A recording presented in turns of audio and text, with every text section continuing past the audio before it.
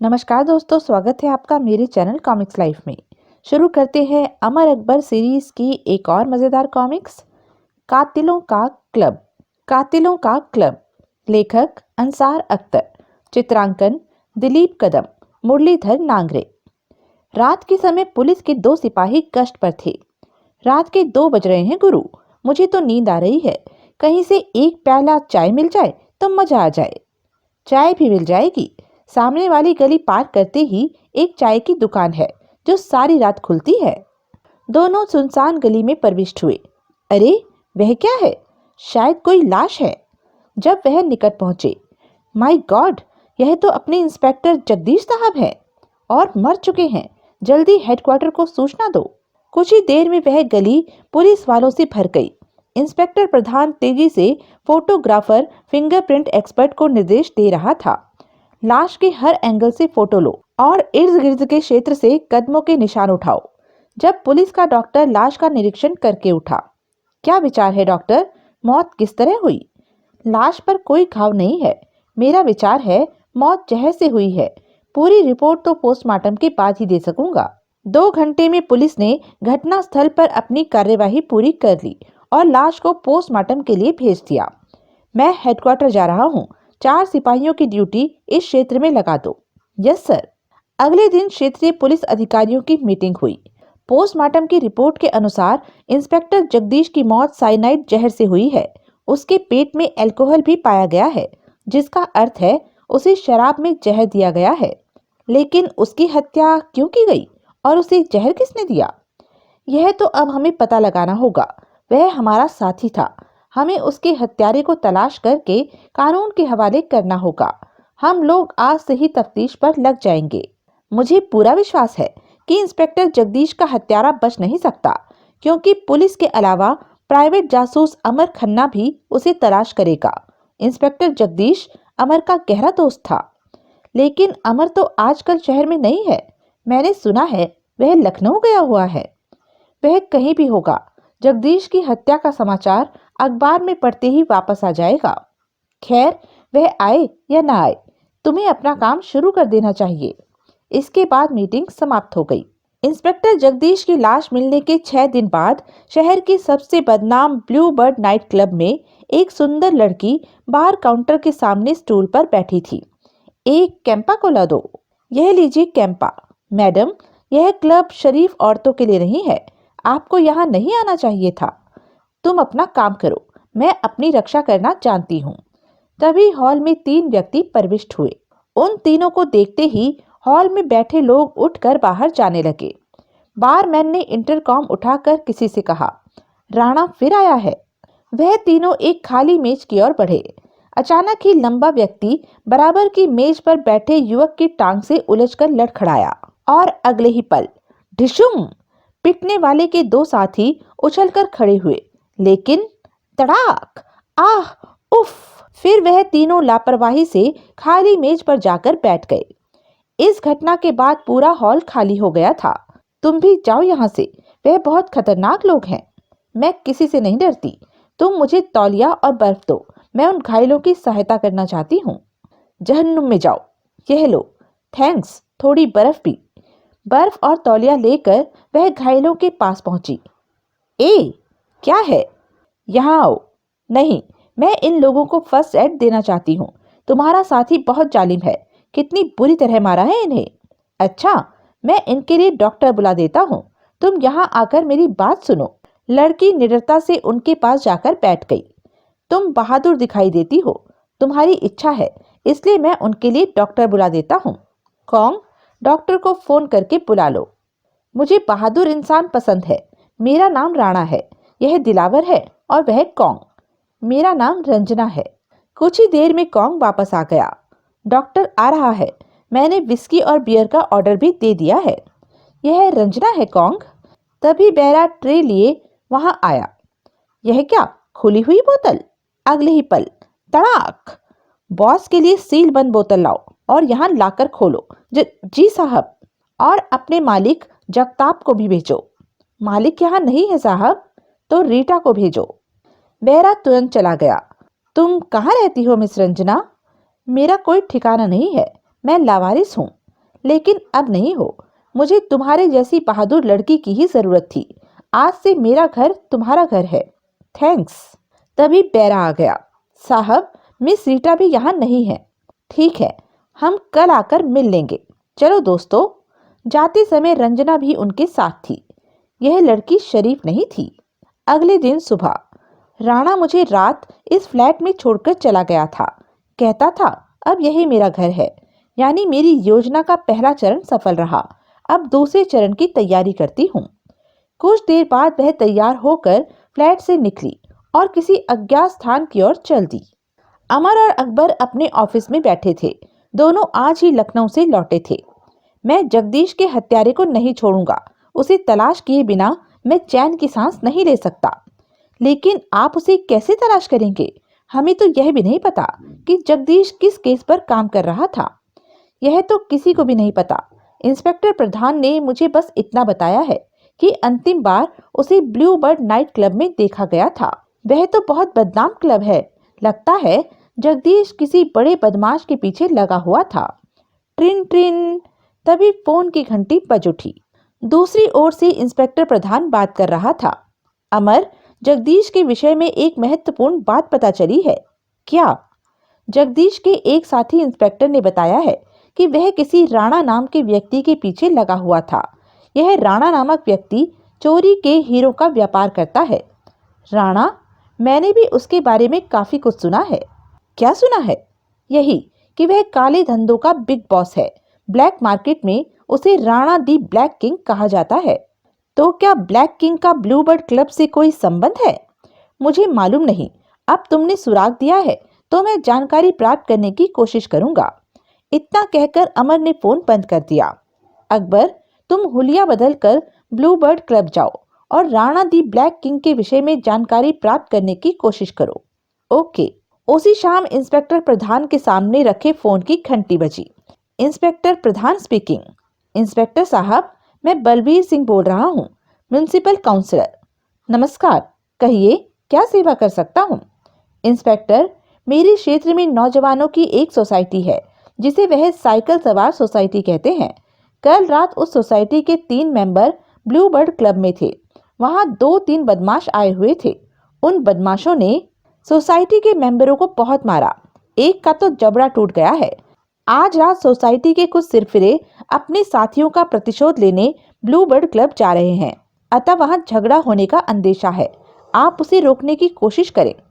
सूचना के लिए धन्यवाद। मैं प्रबंध करा दूंगा। लेकिन क्या आपके पास उन बदमाशों के विषय में भी कोई सूचना है? मुझे सोसाइटी के मेंबरों से इतना पता चला है कि वह कोई मिस्टर राणा है जो ब्लैक किंग के नाम से भी प्रसिद्ध है।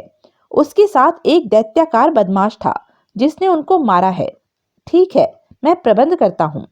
रिसीवर रखते हुए इंस्पेक्टर प्रधान सोचने लगा। ब्लैक किंग, आज ही आज मैं 3 बार उसका नाम सुन चुका हूँ। रात 8 बजे अमर खन्ना ब्लूबर्ड क्लब में प्रविष्ट हुआ। इस समय वह एक ट्रक ड्राइवर के मेकअप में था। वह सीधा जाकर काउंटर के निकट पड़े स्टूल पर बैठ गया। एक ठंडा दो। बारमैन ने एक कैंपा उसके सामने रख दी। तुम्हारे यहाँ कोई नौकरी की जगह खाली है? नहीं। तभी रंजना हॉल में प्रविष्ट हुई और सीधी काउंटर पर आई।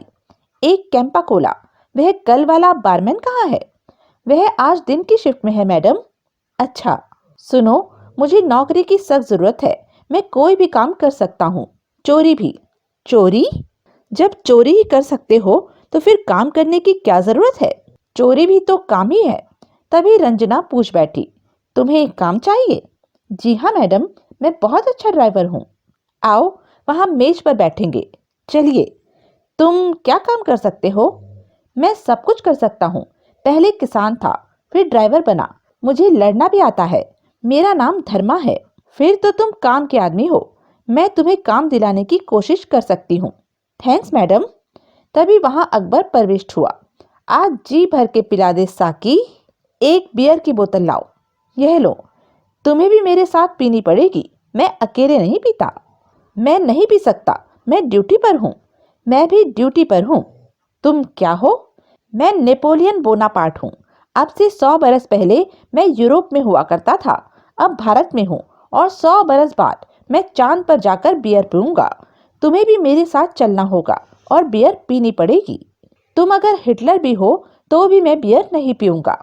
कैसे नहीं पियोगे? तुम्हारी तो ऐसी की तैसी। और उसने बोतल फर्श पर दे मारी। तड़ाक! ए, क्या करता है? मैं तुम्हें उठवाकर बाहर फिकवा दूंगा। फिकवा कर देखो, मैं तुम्हारे क्लब की ईंट से ईंट बजा दूंगा। अरे यार, क्यों धंधे के वक्त दिमाग खराब करता है? बियर पी और फुट ले यहाँ से। तभी एक और व्यक्ति काउंटर पर आया। यह सब इंस्पेक्टर विनय कुमार था।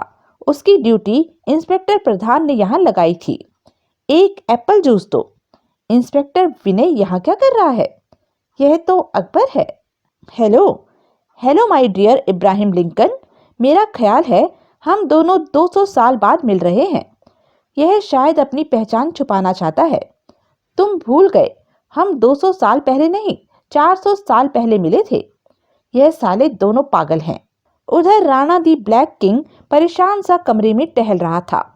आखिर रंजना गई कहाँ?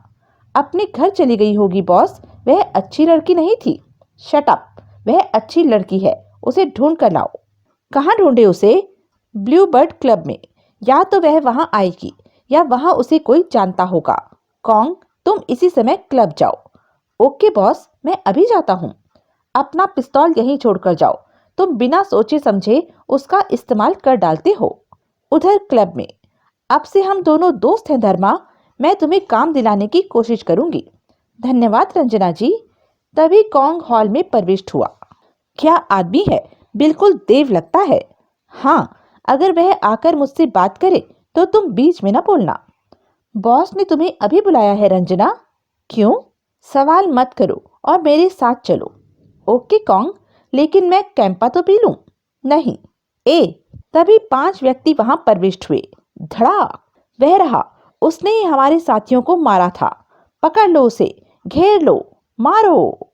कॉन्ग फुर्ती से हॉल के कोने में पहुंच गया और उसने अपने सामने कुछ कुर्सियां जमा कर ली।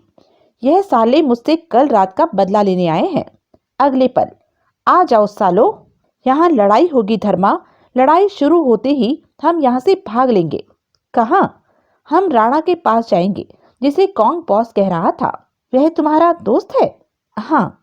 ओह, यहाँ तो भयानक जंग होने वाली है। मैं जरा एक फोन करके आता हूँ। अरे छोड़ो फोन को, लड़ाई देखो। दोनों लड़ाई देखने लगे। यह ले। तभी रंजना अमर का हाथ पकड़कर उठी। भागो धर्मा। क्लब से बाहर आकर वह एक टैक्सी में बैठकर चल दिए। हम कहाँ जा रहे हैं? मैंने कहा ना, राणा के पास। वहां तुम्हें काम भी मिल जाएगा।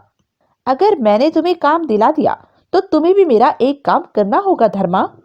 तुम जो कहोगी मैं करूंगा। फ्लैट पर पहुंचकर रंजना ने घंटी बजाई। दरवाजा दिलावर ने खोला। ओह, तुम आ गई। कौन कहाँ है? उधर क्लब में। सबको मार डालूंगा। वाह वाह, क्या आदमी है। मैं इसे अपने साथ चांद पर लेकर जाऊंगा। Shut up! कॉन्ग ने अब चौथे व्यक्ति को भी जमीन चाटने पर मजबूर कर दिया था। शेष केवल एक बचा था। वही खंजर लेकर आगे बढ़ा। आजा, तू भी आ। अगले ही पल, जा, तू भी अपने साथियों के पास जा। तभी, ठहरो। अब सब इंस्पेक्टर विनय भी अपना पिस्तौल निकालकर आगे बढ़ा। कोई अपनी जगह से नहीं हिलेगा। तुम सब दंगा करने के आरोप में गिरफ्तार किए जाते हो। और विनय ने जेब से हथकड़ी निकालकर कॉन्ग के हाथों में डाल दी। इधर राणा के फ्लैट में।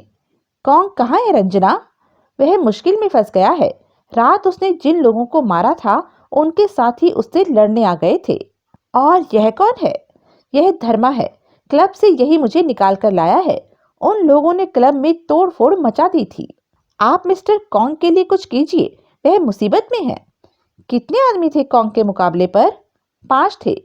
फिर कोई बात नहीं, कॉन्ग अकेला ही 20 के लिए काफी है। लेकिन तुम अचानक कहाँ चली गई थी? मैं अकेली बोर हो गई थी, इसलिए घूमने चली गई थी। राणा साहब, धर्मा मेरा दोस्त है, इसे नौकरी चाहिए। क्या काम कर सकता है यह? मैं हर सख्त से सख्त और मुश्किल से मुश्किल काम कर सकता हूँ। बहुत अच्छा ड्राइवर हूँ और पिस्तौल भी चला लेता हूँ। दिलावर, जरा इसे संभालना। अगले ही पल दिलावर ने पिस्तौल निकालकर अमर की कमर से लगा दिया। लेकिन अमर फुर्ती से घूमा और दिलावर का पिस्तौल वाला हाथ पकड़कर उसे झटका दिया। साथ ही दूसरे हाथ का घूंसा दिलावर के जबड़े पर मारा। ढिशुम! आह! घूंसा खाकर दिलावर नीचे गिरा तो फिर उठ नहीं सका। अमर की फुर्ती देखकर राणा हैरान था। वेरी गुड, तुम बहुत फुर्तीले हो और मुझे फुर्तीले आदमी पसंद है, लेकिन आपको सही आदमी का चयन करना नहीं आता। दिलावर मूर्ख था। उसे यह भी पता नहीं कि पिस्तौल कभी दुश्मन के शरीर से नहीं सटाते। हमेशा कम से कम 2 फुट की दूरी रखनी चाहिए। मुझे तुम्हारी बात भी पसंद आई, लेकिन यह दिलावर अभी तक उठा क्यों नहीं? इसके लिए तो अब आपको डॉक्टर बुलाना पड़ेगा, क्योंकि इसके जबड़े की हड्डी खिसक गई है और यह बेहोश है। मैं तो दिलावर को बहुत फुर्तीला समझता था। खैर, मैं तुम्हें नौकरी दे रहा हूँ धर्मा। ओ राणा साहब, धन्यवाद। जो कुछ हुआ उसे देखकर तो मेरी जान ही निकल गई थी। घबराने की जरूरत नहीं रंजना, मैं तो धर्मा का टेस्ट ले रहा था, जिसमें यह सफल रहा। ट्रिन ट्रिन! तभी भीतरी कमरे में रखे फोन की घंटी बज उठी। मैं फोन सुनकर आता हूँ, तुम आराम से बैठो धर्मा, अब हम दोस्त हैं। धन्यवाद। बच्चू, दोस्त नहीं दुश्मन कहो। राणा भीतर चला गया।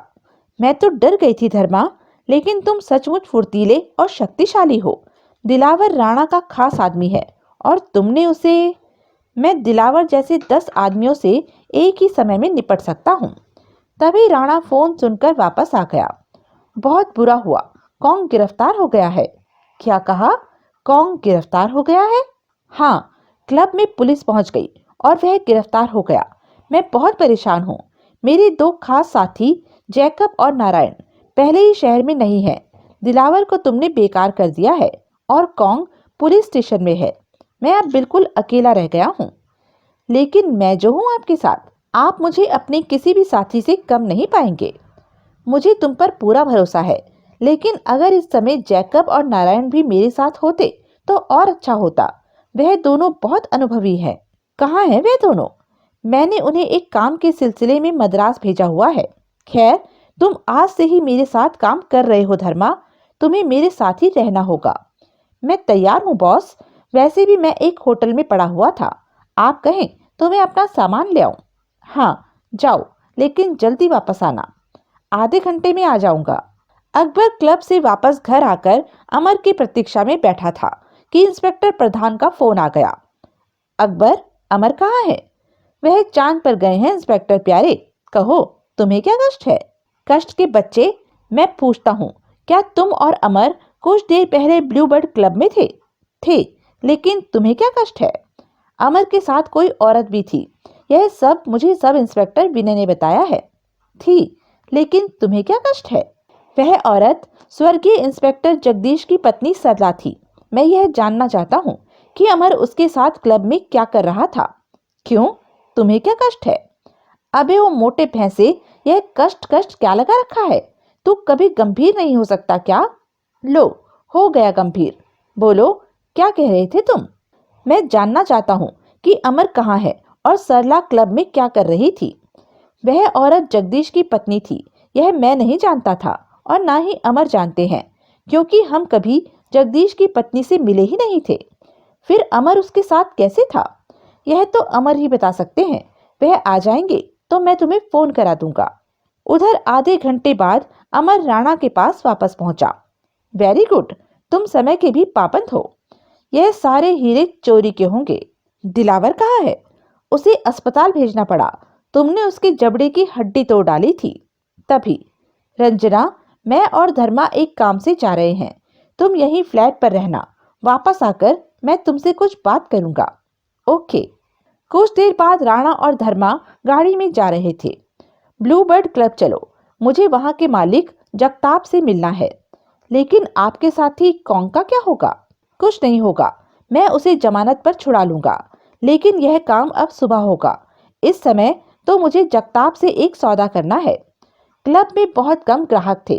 वह दोनों जाकर एक टेबल पर बैठ गए। वेटर! जब वेटर नजदीक आया, 2 बोतल बियर लाओ, लेकिन बोतल मेरे सामने लाकर खोलना और जगताप को या उसकी पार्टनर रीटा को भेजो। जी साहब। कुछ ही देर में एक औरत उनकी टेबल पर आई। हेलो मिस्टर राणा, जगताप तो यहाँ नहीं है, मैं कुछ सेवा कर सकती हूँ?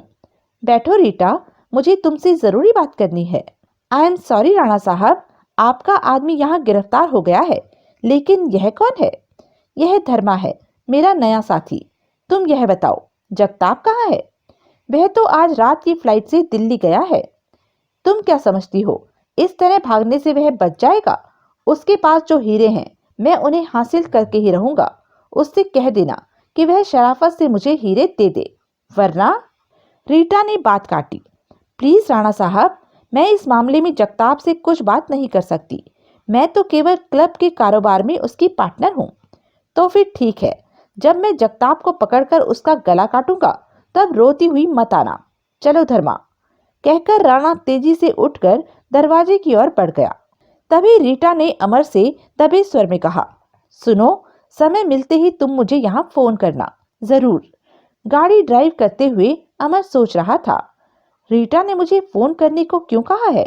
मुझसे क्या चाहती है वह? धर्मा, सीधे फ्लैट पर चलो।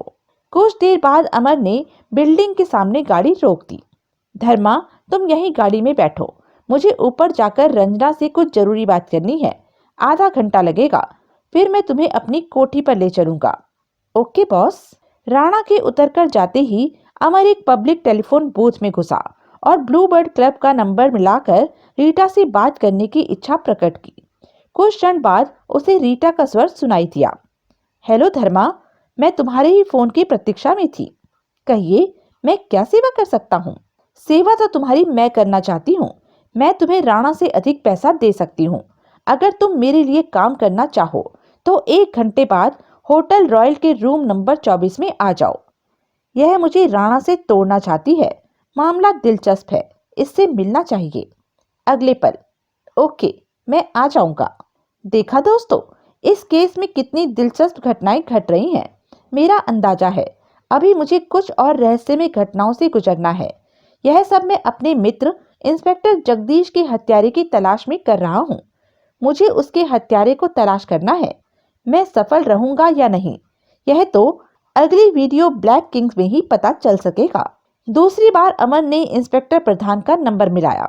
उसकी आवाज सुनते ही प्रधान शुरू हो गया। ओह अमर, कहाँ हो तुम? सरला कहाँ है? तुम उसके साथ क्लब में क्या कर रहे थे? कौन सरला? जगदीश की पत्नी। इंस्पेक्टर विनय कह रहा था कि वह क्लब में तुम्हारे साथ थी। जगदीश की पत्नी? मैं तो उसकी पत्नी से कभी नहीं मिला। क्लब में तो एक युवती रंजना के साथ था। मूर्ख आदमी, तुम जिसके साथ थे वह स्त्री स्वर्गीय जगदीश की पत्नी सरला थी।